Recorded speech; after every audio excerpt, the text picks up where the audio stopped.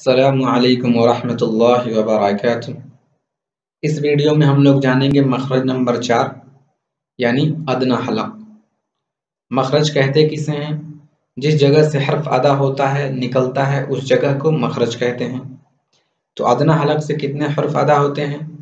ادنیٰ حلق سے 2 حرف ادا ہوتے ہیں اور وہ حرف ہیں غین، غین، خا، خا۔ تو ہم لوگوں نے حلق سے ادا ہونے والے حروف کو جان لیا۔